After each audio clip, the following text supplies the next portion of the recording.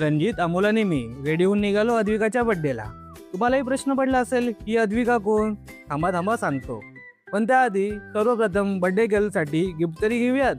म्हणून आम्ही गिफ्ट शॉपमध्ये गेलो.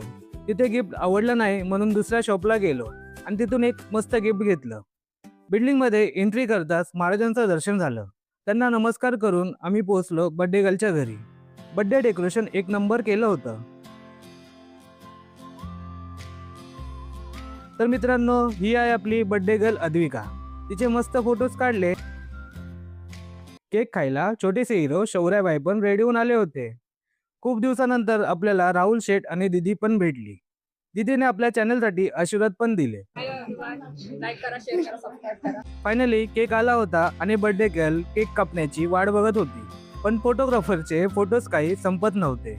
शेवटी अद्विकाने आई बाबा आणि शौर्याबाई सोबत केक कापला आणि सर्वप्रथम केक जाऊन आजीला चारला.